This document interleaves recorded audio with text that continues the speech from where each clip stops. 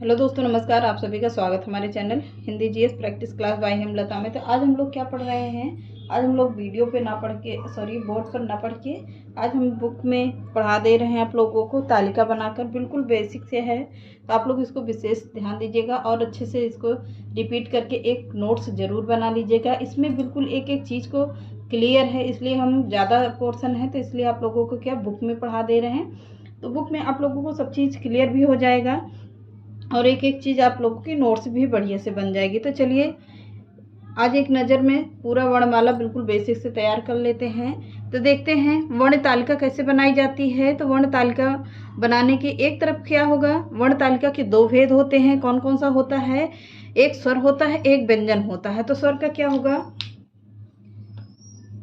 स्वर का क्या होगा देख लेते हैं कि हरस्व में स्वर में देखिए पहले कि दो कॉलम बना लीजिए। क्या हरस्व स्वर के कितने भेद होते हैं, तो दो भेद होते हैं। कौन कौन सा, एक हरस्व स्वर, एक दीर्घ स्वर। तो हरस्व स्वर्ग में कितने वर्ण होंगे, 4 वर्ण होंगे। कौन कौन सा, आ, छोटा आ होगा और छोटी ई, छोटा ऊ और ऋषि होगा। कौन सा, छोटा आ, छोटी ई, छोटा ऊ और ऋषि होगा। ये किसके अंतर्गत आते हैं 4 वर्ण, ये हरस्व स्वर के अंतर्गत आते हैं। अब दीर्घ स्वर के अंतर्गत कौन कौन सा आएगा, बड़ा आ आएगा, बड़ी ई आएगी, बड़ा ऊ आएगा, ए आएगा, ए ओ औ आएगा। कितने वर्ण आएंगे, टोटल 7 वर्ण आएंगे। कितने, तो 7 वर्ण आएंगे। अब व्यंजन में देख लेते हैं, व्यंजन के कितने भेद होंगे, तो 5 भेद होंगे। कौन कौन सा होगा, स्पर्श व्यंजन होगा, अंतस्थ व्यंजन होगा, ऊष्म, आगत और संयुक्त व्यंजन होगा। तो कौन कौन सा होगा, स्पर्श व्यंजन में कौन कौन से वर्ण आएंगे, कितने वर्ण आएंगे। तो टोटल वर्णों की संख्या कितने होगी स्पर्श व्यंजन में, तो 27 होगी। 25 प्लस आते हैं क्या, कवर्ग से लेकर पवर्ग तक के। और 2 उच्छिप्त व्यंजन आते हैं। कौन कौन सा, 2 जो आगत या उच्छिप्त व्यंजन होंगे। कौन कौन सा, डा और ढा।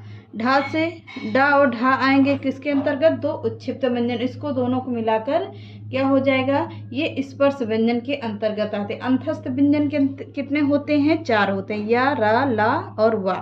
कितने, 4 वर्ण होंगे, या, रा और ला, या, रा, ला, वा। कितने, 4। उसमें में कौन आएगा, सा, हा। कितने वर्ण, 4 वर्ण। आगत में कौन आएगा, ज और फा। कितने वर्ण, 2 वर्ण। संयुक्त में कौन आएंगे, छत, तरंग, ज्ञा और स्रा। कितने वर्ण, 4 वर्ण। तो ये कितने वर्ण आ रहे हैं, 4 वर्ण आ गए। आप लोग नोट्स जरूर बना लीजिएगा, बिल्कुल बेसिक से है। तो वर्ण तालिका में कितने भेद, 2 भेद, स्वर और व्यंजन। स्वर के कितने भेद, 2 भेद होते हैं, हरस्व स्वर और दीर्घ स्वर। हरस्व स्वर में कितने वर्ण आएंगे, 4 वर्ण आएंगे। कौन आएगा, आ, ई और ऊ आएगा, ऋषि आएगा, 4 वर्ण हो गए। दीर्घ में बड़ा आ आएगा, बड़ी ई आएंगे, यानी कि जितने भी बड़े बड़े वर्ण आएंगे किसके अंतर्गत आएंगे, दीर्घ वर्ण के अंतर्गत आएंगे। स्पर्श व्यंजन में कौन सा आएगा, का से लेकर पा तक आएगा। कौन कौन से, तथा कौन, डा और ढा आएगा। टोटल कितने वर्ण हो गए, 27 वर्ण हो गए। 25 2 हो गए क्या, आगत व्यंजन से कौन सा, डा और ढा हो गए। अंतस्थ व्यंजन, या, रा, ला, वा, 4 अंतस्थ व्यंजन। उसमें व्यंजन में 4, सा, हा। आगत में क्या होगा, जा और फा। कितने, 2। संयुक्त में क्या होगा, छत, तरंग, ज्ञा और स्रा। कितने वर्ण, 4। तो इतना क्लियर हो गया। अब तो स्वरों की संख्या कितनी होती है, 11 होती है। कितने वर्ण होंगे, 11 वर्ण होंगे, 11 वर्ण होंगे। अब व्यंजन की संख्या कितनी होगी, 41 व्यंजन होते हैं। टोटल मिलाकर कितना हुआ, 52 हो गया, यानी कि 52 हो गए। अब देख लेते हैं, नोट करके पॉइंट लिख लीजिएगा। क्या, हिंदी वर्णमाला में 33 क्या होते हैं, हिंदी वर्णमाला में 33 मूल व्यंजन होते हैं। इसके अतिरिक्त 2 उच्छिप्त व्यंजन होते हैं। अयोगवाह कितने होते हैं, 4 होते हैं। अयोगवाहों की संख्या कितनी होती है, 2 होती है। उच्छिप्त व्यंजन में कौन कौन से आते हैं, ये जो हमने बताया, कौन सा, वो ड और ढा हो जाते हैं। और क्या होते हैं, अयोगवाह में 4। संयुक्त व्यंजन में क्या आते हैं, संयुक्त व्यंजन में 11 आते हैं। मूल स्वरों की को मिला देने पर हिंदी वर्णमाला में कुल 52 वर्ण हो जाते हैं। कितने वर्ण? 12 वर्ण। अब नीचे देख लीजिएगा, स्वरों का वर्णमाला वर्गीकरण व उच्चारण स्थान। तो स्वरों का वर्गीकरण एवं उच्चारण स्थान हो गया।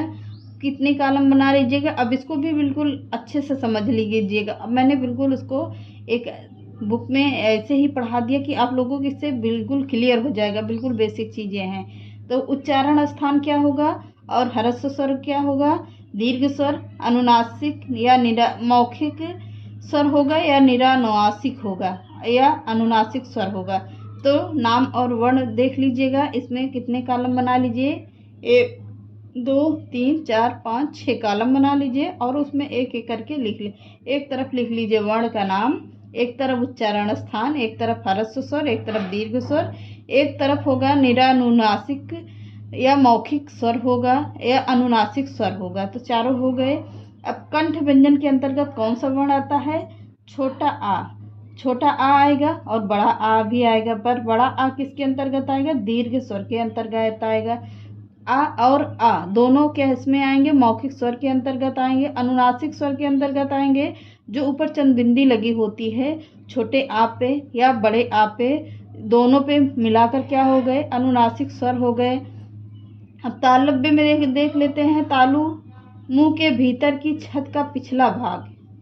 मुंह के भीतर को बोलेंगे अगर कोई भी वर्ण बोलिए, जैसे ई कर रहे हैं तो कहाँ की आवाज़ निकल रही? अंदर की, यानी कि कंठ की आवाज़ निकल रही है। तो कहाँ से ई निकल रही है? तो तालव्य व्यंजन होगा क्या? तालु होगा। मुंह के भीतर की छत का पिछला भाग होगा ई, बड़ी ई और ई। तो ये सब चारों किसके अंतर्गत आएंगे? मुंह के भीतर यानी तालु के अंतर्गत आते हैं। मूर्धन्य के अंतर्गत कौन कौन से आएंगी? मूर्धा में ऋषि आएगा, ए आएगा, बाकी और कुछ नहीं आता है। अब कंठ तालु के अंतर्गत भी यही ऋषि आता है और कुछ नहीं आता है। ओष्ठ व्यंजन में कंठोष्ठ ए आता है। किसमें? कंठ तालु में आता है। ओष्ठ कंठ में आता है। कौन? ओ औ। बोल कर देख लीजिए, ओ औ ऐसा हो जाता है। ओ और आओ आ जाता है। अब इतना पूरा बिल्कुल आप लोगों के इतना तालिका बन गई। अब हम लोग कल इसको बिल्कुल बेसिक से आप लोग इसकी तालिका बना लीजिएगा और इसमें लिख भी लेंगे थोड़ा थोड़ा। कल हम लोग एक एक चीज़ को। तो चलिए आज की वीडियो को यहीं समाप्त कर देते हैं। चैनल पसंद आए तो लाइक कर दीजिएगा, सब्सक्राइब कर दीजिएगा और ज़्यादा से ज़्यादा लोगों को शेयर कर दीजिएगा। ये तालिका थी इसलिए मैंने आपको बुक में बता दिया है। कल पॉइंट करके एक एक चीज़ को इसको बोर्ड पर लिखवा देंगे। तो आप लोग बने रहिएगा हमारे चैनल पर। पसंद आए तो लाइक कर दीजिएगा, सब्सक्राइब और ज़्यादा से ज़्यादा शेयर करिएगा। चलिए नमस्कार।